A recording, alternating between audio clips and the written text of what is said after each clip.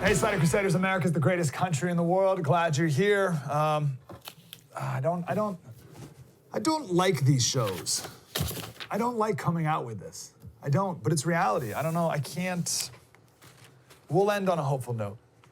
But I can't ignore this because it's real, right? That would be irresponsible to not, and I think we're all adult enough to be able to handle these things, right?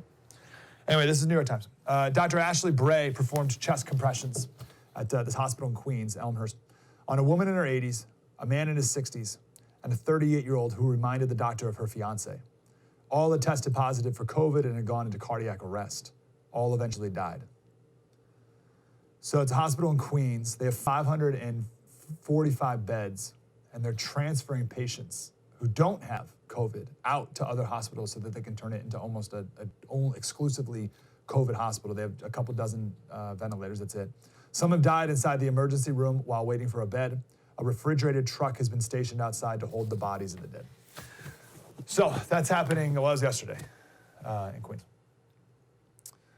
I made the comment, I made a mistake actually the other day. Let me correct that up front here. So last week or so, I said that America's 10 days behind Italy when it comes to cases and all that. But I was talking about America as if America's a single thing, like one single unit, America.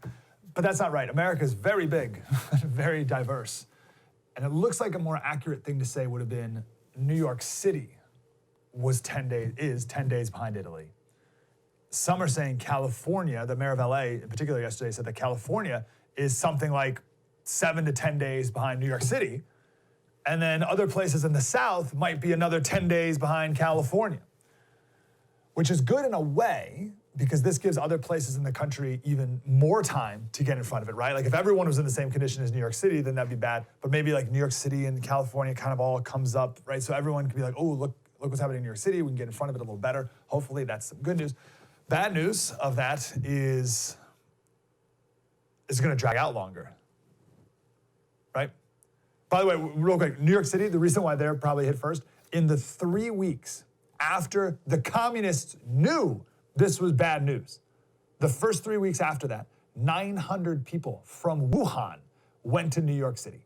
Not 900 people from China, 900 people from Wuhan went to New York City. 2,200 people from Wuhan went to Sydney. New York Times did an amazing story where they tracked where individual people went all around the world based off of cell phone data, which is a little bit of something we talked about yesterday too, but cell phone data. So they knew that 2,200 people went to Sydney in just the 3 weeks after the Chinese knew this was a problem. And then 15,000 people went to Bangkok, which is why they had the first case outside of China. The people from Wuhan went in just the first month and a half, right? Month and a half or so, maybe like 5 weeks even. People from Wuhan went to 30 different cities in 26 countries. Isn't that amazing? And the communists, in their delay, I could argue, not going to here, but one could argue intentional delay, knowing that if this was going to hurt them and put them at a disadvantage, they didn't want to be the only ones at a disadvantage. It's maybe a little too conspiratorial for me, but not enough. It's not quite enough. It's not too, it's almost too conspiratorial for me, but not quite. Anyway, point is, this affected different parts of the country at different times, which is good for preventing things, but also if we're hoping to get back to normal, which is impossible now because of this bill that was passed, we'll talk about that coming up here as well, but if we're trying to get to normal as quickly as possible, it's gonna take longer now, because if New York City, like Gottlieb saying 3 to 4 weeks until New York City hits its peak. Jeez, okay, so let's assume 3. So 3 weeks now until they get to their peak, and then another 3 on the way down, okay? So now it's 6 weeks until New York City's out of the woods. But if California is 7 to 10 days behind that, and then Louisiana is 7 to 10 days, like it's gonna be months before we're fully back up and running. And people are looking at the president to say, you know, it's over, we're done by Easter, right? We're done, everyone go back to normal, but it doesn't make sense everywhere. Maybe in New York City you can, but you can't in other places. And what does that look like for traveling across the country and for business as usual? It's gonna last months for that and other reasons. In other news, I wanna read this here. This is, anyway, so I apologize because I was wrong about that. I was inaccurate and imprecise with that the other day. Speaking of America as a single unit and not a diverse place. This is an email that was sent to NYU med school students. They said, we ask for your help.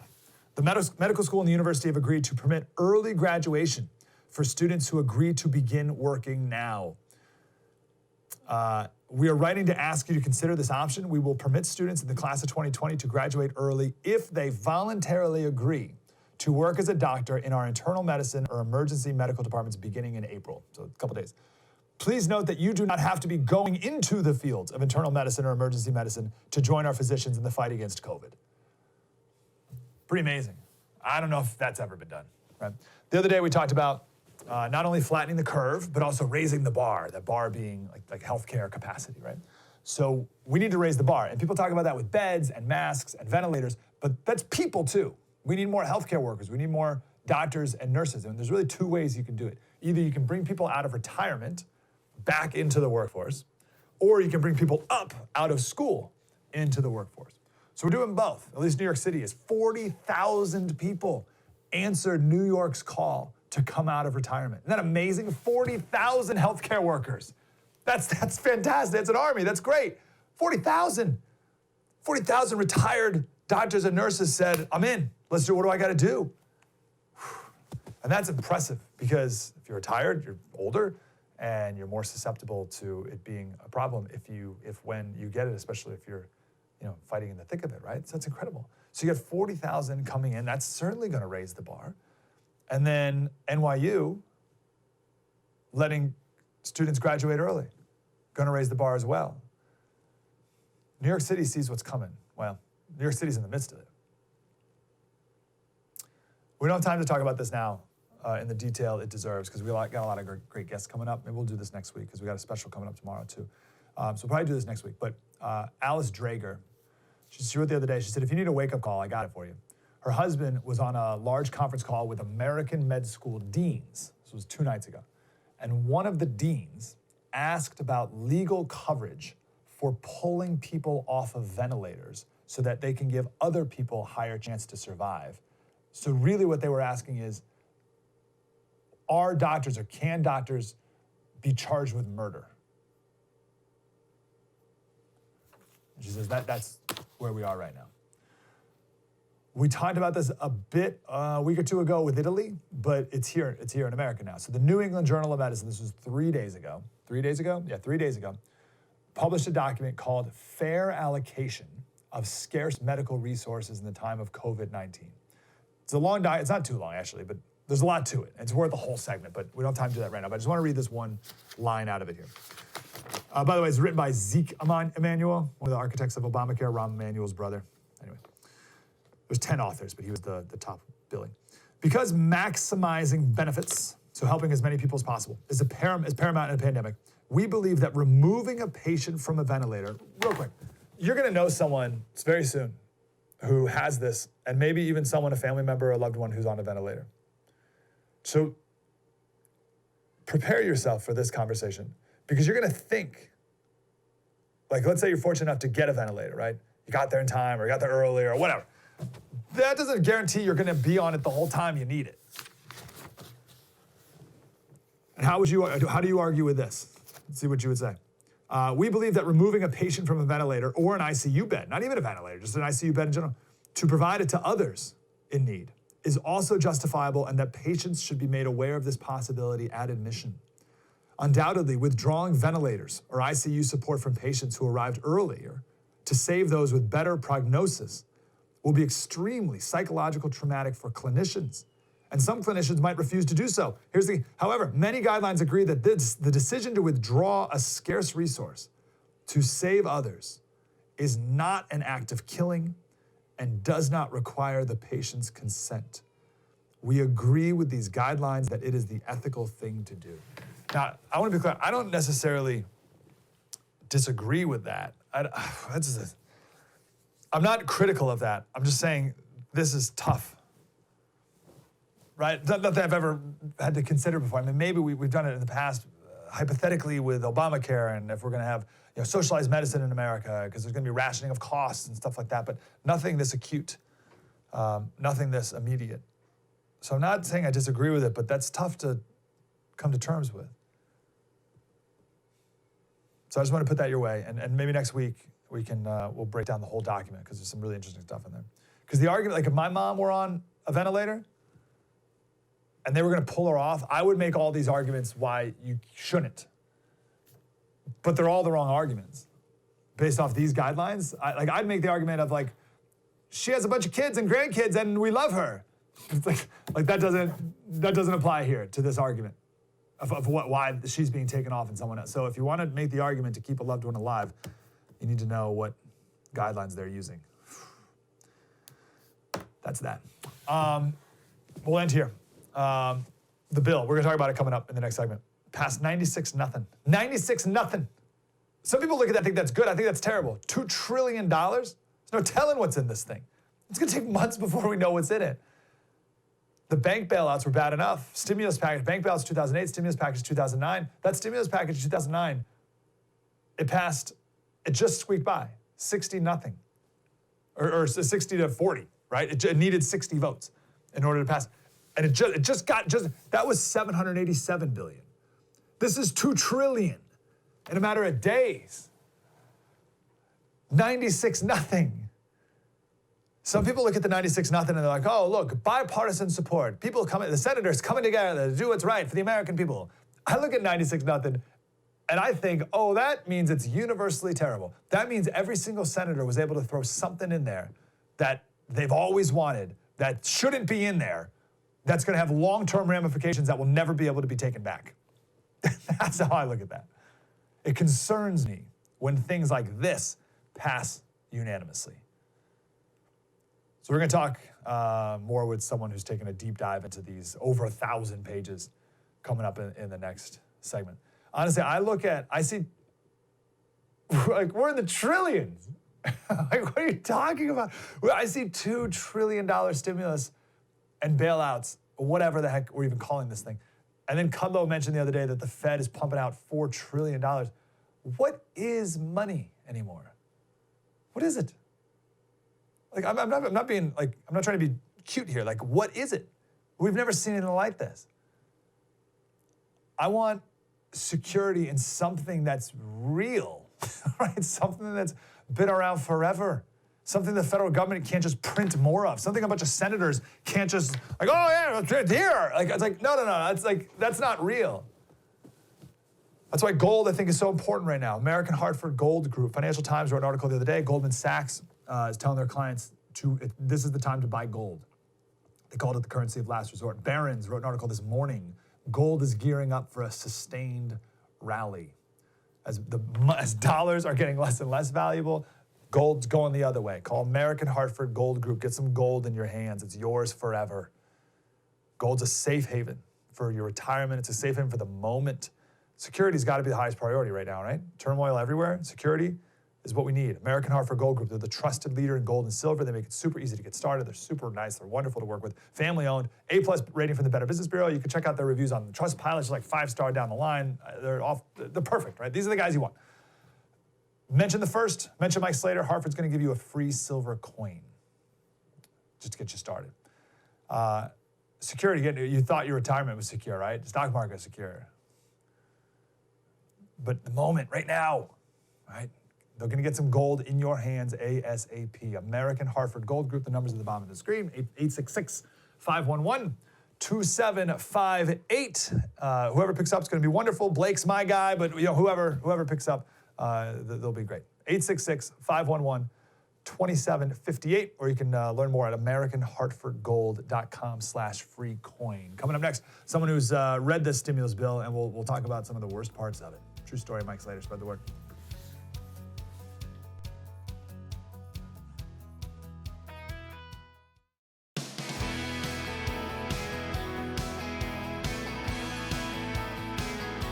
Hey, Slater Crusaders, we got to dive right into this bill that was passed yesterday in the Senate, 96-0. And like I said before, usually 96, or a lot of people are looking at 96-0, they're like, oh, it must have been great. It was unanimous. I look at 96-0, I'm like, ooh, wait a second. What's in this thing that everyone signed on for it?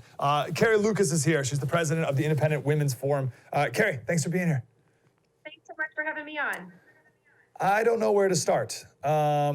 Let's go back. Maybe, why was something necessary, and was something necessary for the federal government to do? And why was it necessary? We'll start with that. Yeah, it's crazy that we're at this point. A couple of weeks ago, I think everyone would be absolutely horrified to think that we were Yeah. embarking, spending another $2 trillion, or whatever the price tag of this is going to be, and it's going to be something huge. But I do think that when you look at the extent of kind of the economic catastrophe that's going on, just a little while ago, we saw unemployment numbers coming out that this was just an absolute spike in unemployment in this last week. So it's clear that there is a role for the federal government here, and it kind of pains me to say that, but the government does need to step in what is an absolute emergency crisis. This isn't a stimulus. This is an emergency measure. So I do think it makes sense for them to get some money out there in the economy to mitigate some of the tremendous harm that's being caused right now. Yeah, and it's so hard because we're on the same page in a normal circumstance, right?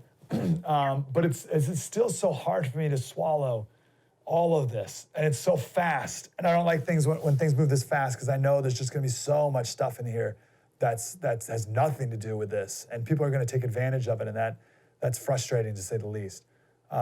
Let's talk about that maybe. Let's talk about some of the bad things in this. Let's get that out of the way. What's a bunch of pork and things that you think is unnecessary?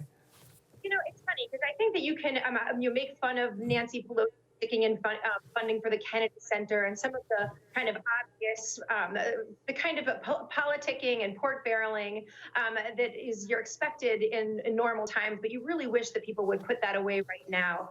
But I think that are really kind of more the big picture stuff, which is a little bit frustrating, is something like $1,200 to essentially everybody under a certain income threshold. That's in some ways that sounds nice. But it's also just an incredibly expensive measure, and I don't know that that's really the best. That's a very big ticket item, and I worry that that's not. I wish we could figure out some more targeted ways to help people rather than just kind of throwing money at the problem. When obviously this money has to come from somewhere, so there is a cost to doing something like that. Okay, yeah, let's talk more about that. So that's a great point. So what does this bill exactly do when it comes to giving money to people? Do you know who it gives money to and how much and how that's decided? That it is that it's up to $1,200, and it's graduated. It basically phases out a single person up to $100,000. So if you have an income over $100,000, or a married couple, and I believe it's just a doubling. So if you're under $200,000, you're going to get some check in the mail from the government. And on one level, we understand kind of the logic of this. This is trying to keep people spending and keep people from being able to meet bills and meet those basic expenses. But I think the real problem is it's not the spending that's the problem right now. It's the problem is really a business side problem where we have businesses that can't afford to pay people. And yeah, I may have another $1,000 in my pocket, but I can't go to the store. I can't go to a restaurant. And these are the places that are really going to be hurting. You can't effectively spend in the way that it needs to prevent this crisis, which is why I think that's. Yeah. So, but I'm totally with it. The problem with that, like, if the government gave whatever $100 billion, like how could the government give money to my favorite Italian restaurant down the street, right? And like, how would the government do that? And then how would the government give money to businesses without the left saying, oh, it's a bailout of big business, corporations, and whatever? How would that be done right? And I think that's the thing that I think is like the best part of this bill is the support that they're giving to small businesses, which is in the form. And I feel like this is interesting and it's kind of smart the way that that Washington is trying to.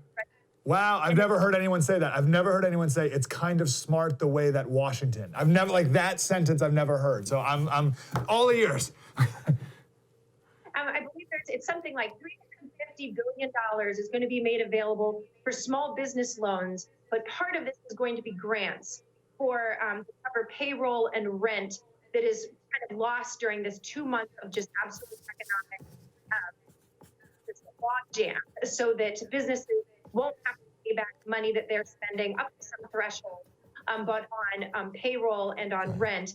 The rest of it, if you borrow more than that, then you have to pay it back.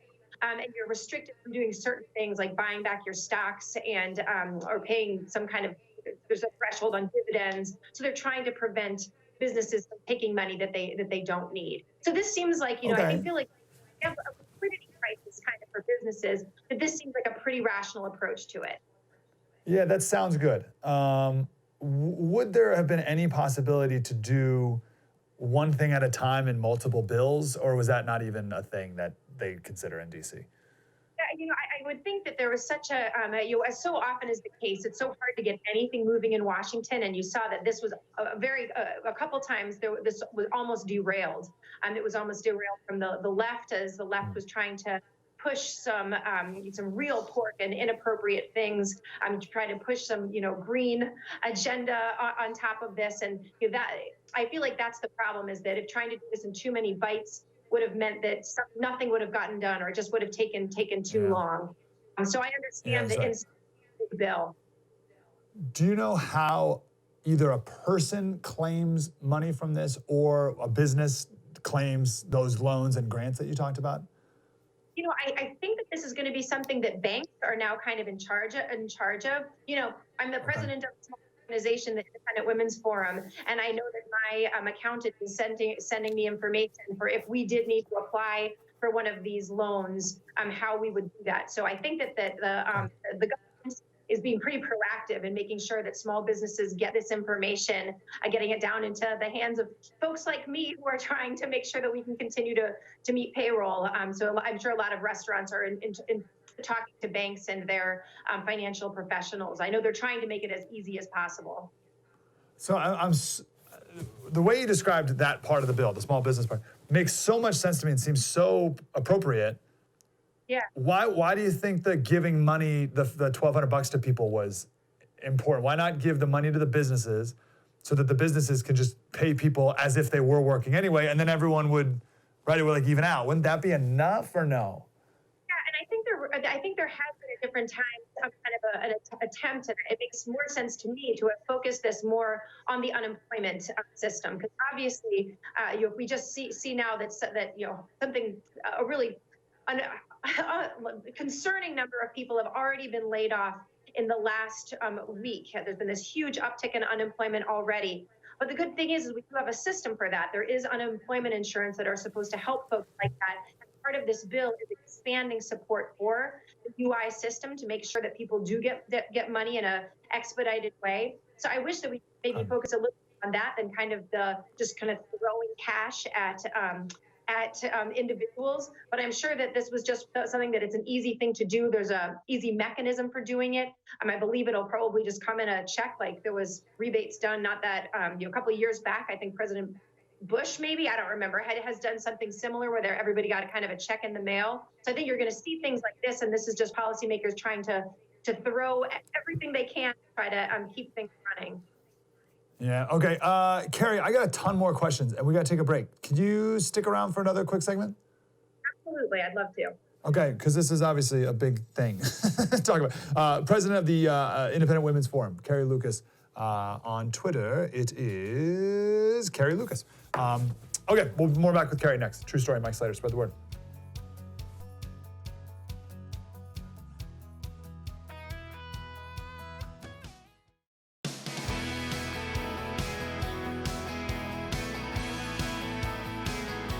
Hey, Study Crusaders, we're talking about the bill that was just passed by the Senate, and $2 trillion, which doesn't even, the stimulus package was $787 billion.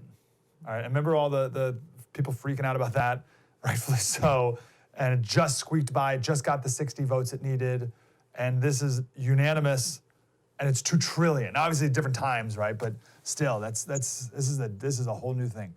Carrie Lucas is here. She's author of Checking Progressive Privilege, and she's also the president of the Independent Women's Forum. We have a lot of wonderful people from IWF on all the time. Carrie, thanks for sticking around. So who do you think will be most hurt by this whole shutdown, which is going to go on for who knows how long, right? Who are the people, the business owners and the employees who are most hurt? What industries, et cetera?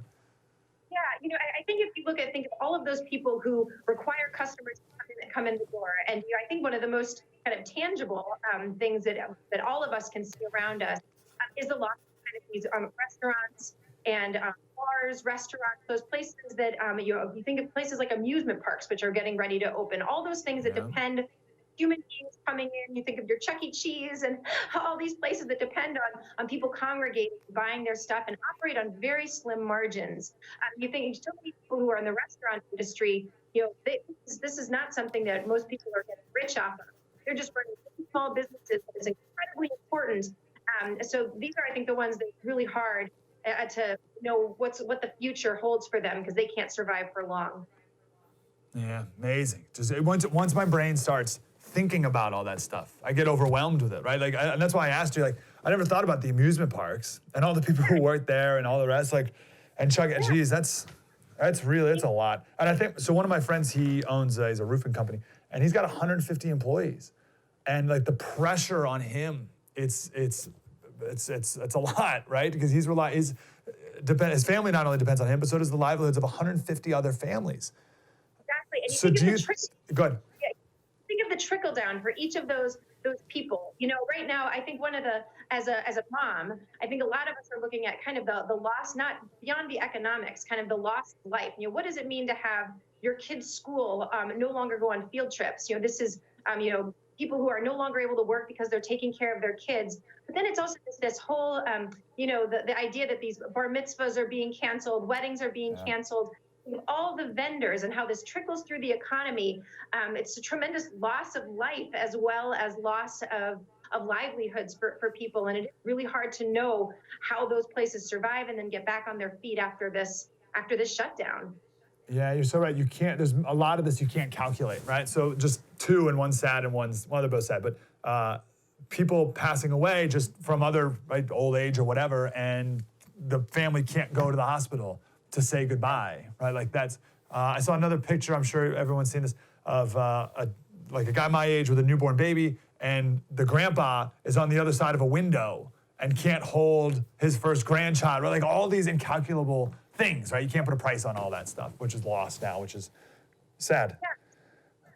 Exactly. I feel like right now, one of the things that's interesting, you think about all these schools that are shutting down.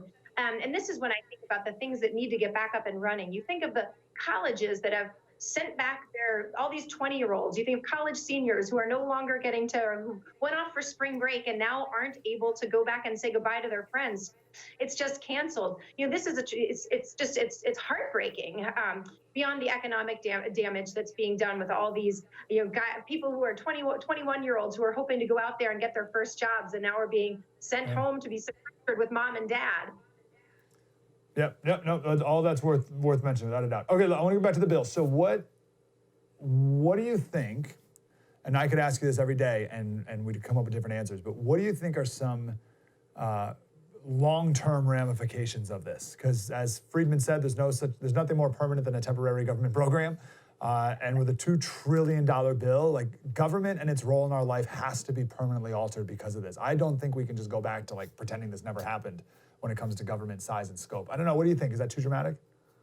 There's certain things that I want to focus on, kind of the good stuff that's in here, because one of the things that I see part of some of this, obviously there's a big chunk of money that's going to hospitals and first responders and those who are really in the trenches of dealing with this disease. But along with that, there's some really, I think, positive things that are cutting away the regulations and some of the barriers that have really restricted our supply of medical.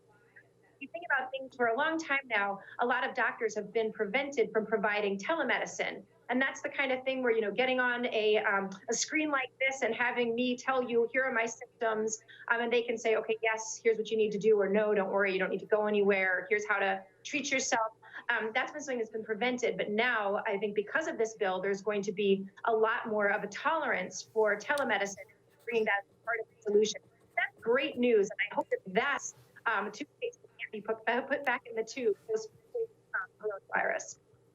Yeah, great point. A lot of regulations that governors have gotten rid of in spite of this, in light of this. And you hope at the end of this, people look around and say, oh, well, let's just keep it gone. Like we never really needed that regulation anyway, and we've proven it here. Yeah, hopefully that's a good one. So just last point on the bill, and I'll just give you final word on just in general, something else you want to get out there. But I just have such a tough time with the argument of, well, we needed to do something. You know what I mean? Like, I hate that. Like, well, we got to do something, or we needed this. It's like, oh, I need better than that. So give me something better than that takes me off the fence of, this is awful and I don't like it. Yeah, I do think when you think about from the perspective of that restaurant, of those places that are closing right now because they're literally not allowed to take in customers, but they're being told, they're required by the last bill that came through to provide unpaid leave. And basically keep paying those employees. These guys need something. They need to be able to. They have to shut down, or they needed something to get some money in their pocket, some ability for them to borrow, and be able to sustain their businesses. And I do think that at the core, that's really, I see kind of the cake of this bill. And I wish there wasn't all this other frosting that we didn't need. Yeah. But boy, I need that cake, and that needed to get in there. And I'm hoping that this can at least mitigate some of the worst impacts of this crisis. Could it have been done on a state level, right? So Gavin Newsom just did a press conference yesterday and said that all the big banks, except for Bank of America, they're only doing 30 days, but all the other banks and 200 other lending institutions are giving a break on your mortgage for 90 days. Bank of America is only doing 30 for now, all the other 90 days. So that was done through the state. Gavin Newsom did that. Was there any way that different states could handle the unemployment, handle the loans that we talked about on their own without the federal government? It's hard for me to imagine that the states would have kind of the credit line, obviously for better or for worse, and mostly it's for worse. We know that the federal government has the ability to print money and this tremendous ability to borrow, and it really exceeds what the states can do. And I think that so in some ways, I think it makes sense for the federal government to be the one to make this happen. Although, I wish maybe it would have been wonderful if we could have focused on state solutions first and had the feds move a little bit slower. But with this crisis, this kind of 3 million more people out of work right now, I think it makes sense to do something. Where usually that instinct is terrifying with the federal government, but at the time it probably it's clearly not a perfect bill, but I think that probably made sense to get this sucker over the line. Man, things move fast here. Carrie Lukas, Independent Women's Forum, CarrieLukas, and the book is Checking Progressive's Privilege. Carrie, thanks for your time. Appreciate you. Great. Thanks so much for having me on. True story. Mike Slater, more coming up. Spread the word.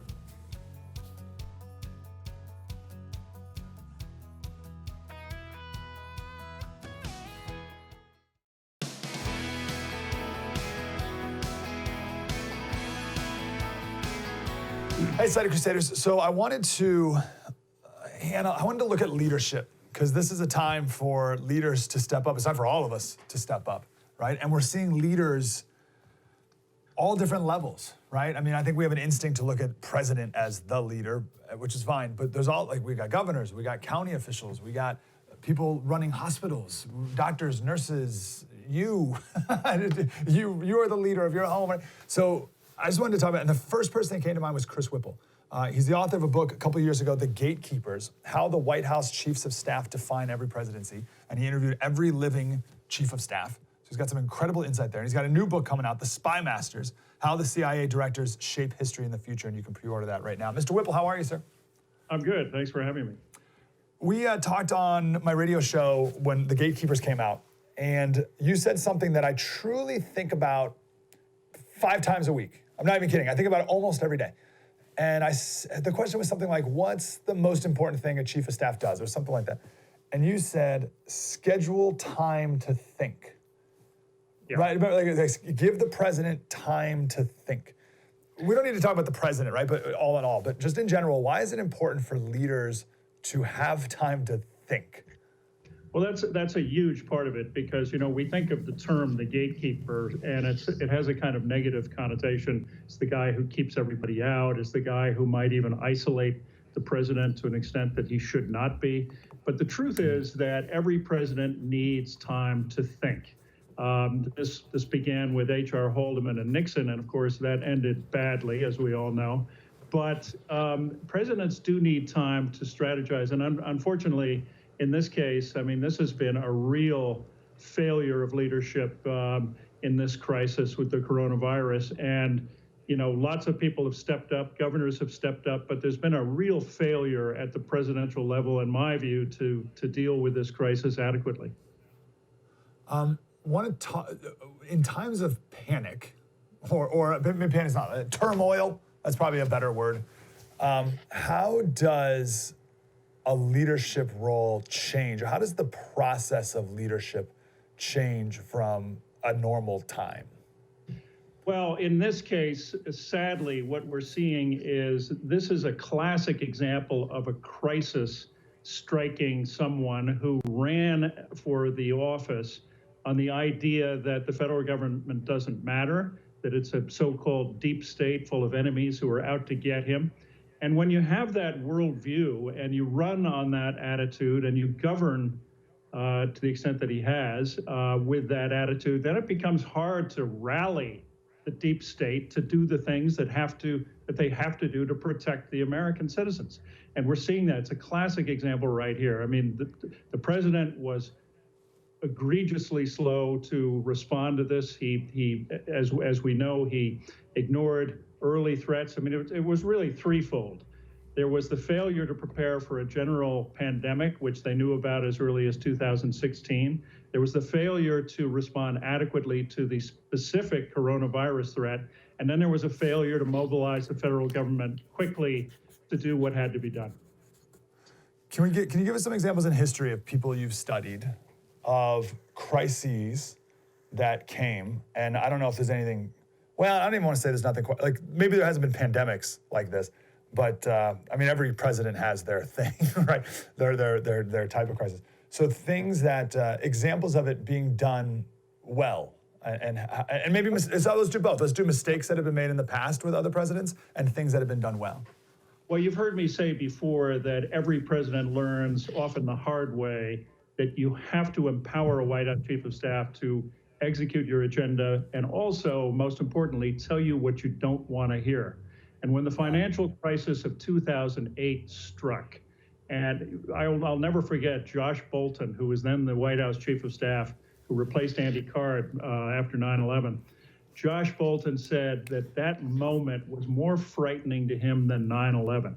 And one of the reasons it was such a challenge was that he had to walk into the Oval Office, close the door, and tell George W. Bush that he had to do something that was anathema, that violated all of his principles, which was to ante up $1 trillion or close to it for all the banks that had caused the crisis in the first place. But it had to be done. Josh Bolten had to give George W. Bush that message. And Bush not only heard the message, but he took it. He acted on it. And as a result, Bush deserves some credit for all the, disasters of his presidency. He deserves credit for stepping up when he had to do that. Donald Trump has no one in the White House who will walk in, close the door, and tell him hard truths. That's been true since day one, and it's one of the reasons that we're having an inadequate response to this crisis. Can you tell us about the importance of delegating, how a leader and a chief of staff even delegates things properly? Because one man can't do it all, clearly, obviously. So how does one think about that? That's the lesson that Donald Trump has failed to learn. Most presidents come into office full of hubris, thinking they're the smartest guy in the room. They usually get over it. Donald Trump has never gotten over it. We know who he is by now. We know he never will. We know that he thinks he has all the answers all of the time. So in a crisis, especially, much more so than in ordinary times, you have to have clear lines of authority. You have to have a structure in place to deal with the crisis. And I'll give you an example. Jimmy Carter was criticized for one of Carter's problems was that he did not officially appoint a White House chief of staff until the last year of his presidency. Sound familiar? Well, I mean, Trump's had chiefs of staff, but they've been powerless. But what he did have was a White House structure and an organization that could deal with crises. Jack Watson, who ultimately became Jimmy Carter's chief of staff in the final year, was up until that point in charge of, he was head of intergovernmental affairs.